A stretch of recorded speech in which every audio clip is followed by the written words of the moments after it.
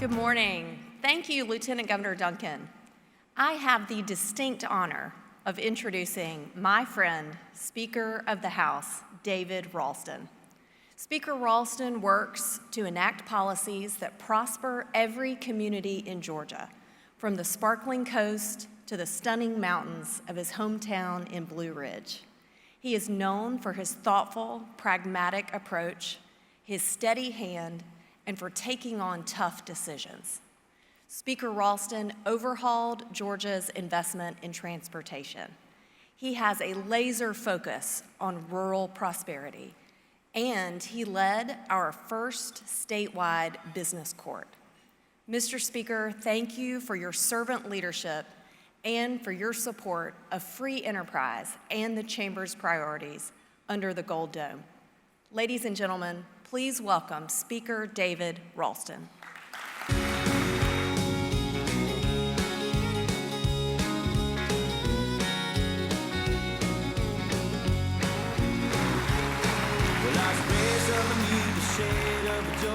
Well, good morning. Thank you very much, Heather, and I want to wish all of you good morning. I know you're happy to see me, because that means this is almost over, right? Because isn't it not written that the last shall be first? I hope that you're as excited about this legislative session as I know I am. And I'm here today and honored to be here to represent my colleagues in the House of Representatives and to share with you an outlook for the days and weeks that are ahead. One of the things that I am most proud of is the House's continuing commitment to moving this state forward, its economy and its people. When you think back on recent major legislative achievements, transportation funding, small business development, ethics reform, the income tax cut, adoption modernization, and rural development, these were all areas where the House led. And I want to tell you that that is not going to change this session. We will do this year what we have done for the last decade. We will find ways to work together on issues that matter to Georgians. The small business owner trying to afford health insurance, the parents trying to pay for a college education, and the farmer still trying to recover from a devastating hurricane. And they're just a few of the ones that are counting on us to keep Georgia on the right path. It is no accident that for the last 7 years in a row, we have been named the best state in which to do business in this nation. Our ranking is the result of a consideration of and our efforts in areas like tax and regulatory reform, education funding, economic development, and our legal climate. We've created a revolutionary film tax credit that has made Georgia the world's #1 filming location for blockbuster movies and has put Georgians to work. We've developed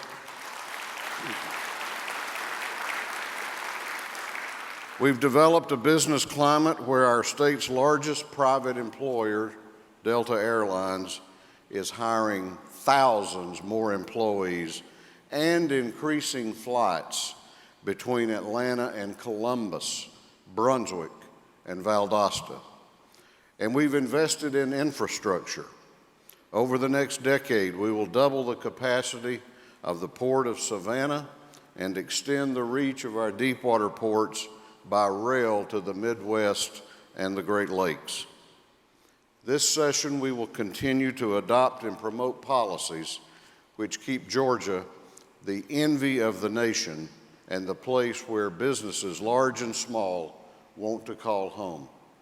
We will tackle critical public policy issues like maternal mortality, freight and logistics, and rural development. And at the end of the day, we only have one thing to do, and that is to adopt a balanced state budget.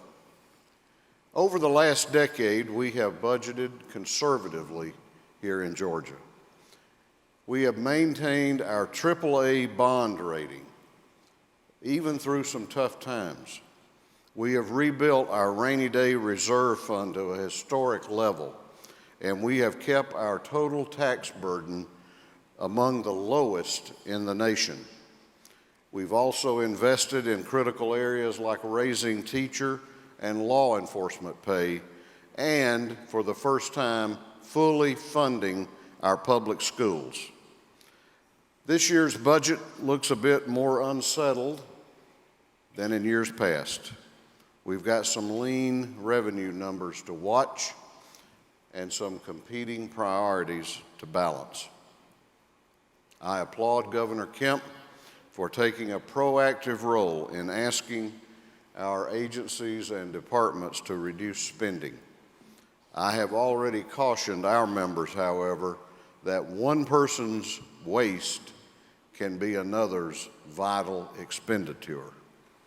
And so we will carefully scrutinize this year's budget, bearing in mind the nearly 11 million Georgians impacted by those numbers. And that brings me to the last specific point I want to touch on today, and that is the legislative calendar. The most pressing issue confronting our state today is when we will finish the 2020 legislative session.